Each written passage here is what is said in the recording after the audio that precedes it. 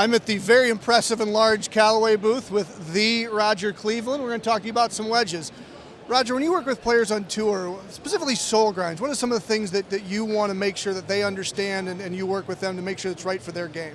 Well, the players on tour got there for a reason. Their short games are pretty good, so they know that they have to use the sole on pitching in bunkers. And so, but they have different techniques. Some are steep, some are shallow, and we have different grinds to really allow them to bring their best game forward. So, but the consumer has to know that they use that sole. Okay, when they hit a pitch shot, they're putting the sole on the ground before the ball. Okay, it's like diving into a pool with a lane rope, and you're going to dive underneath the lane rope. You wouldn't dive at the lane rope. You dive before the lane rope to get under it. And that's what the idea of a pitch shot is. A chip shot, okay, is you're trying to drive it low, you're going to hit the ball first. A pitch shot, though, you're hitting the ground first and letting it slide. And this is your skid plate. And so it has to be designed with enough bounce. And we relieve the heel on some of the designs, the C grind and the X grind.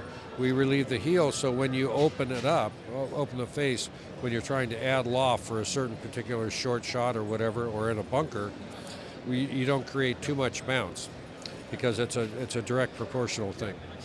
So TV might some of the announcers might use the term "use the bounce." I think that's what you're referring to make sure you get down there. Right. So for a lot of amateurs, obviously there's no one right bounce for everybody, but is more bounce or less bounce typically better for most amateurs in your opinion, your experience? Well, more bounce is, okay, but that's really misunderstood.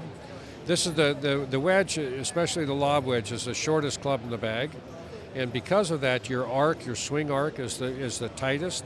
Therefore, you're going to be fairly steep. Even if you're kind of have a shallow entry, you're still steep on the ball. And so that sole angle, which is the trailing edge lower with the shaft at 90 degrees, this trailing edge is lower than the leading edge. That provides a skid plate and provides forgiveness. And it wants to drag along the ground. You don't want to use that leading edge. Bad things happen when you use leading edge. So we have an X grind that has a narrower sole that has more bounce, so if you're steep, or we have a wide sole for that purpose as well. And then if you're kind of a standard player, we have the S, and then the C if you're fairly shallow and want to open it up. And so we have a lot of different options for you.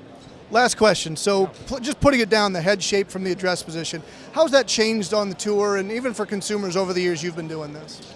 Well, we have gone from little nuances, from smaller heads to a little bit bigger. The last MD Forge was a little taller, a little straighter on the heel toe radius, but you have to have a tighter radius to have a less footprint going through rough and turf.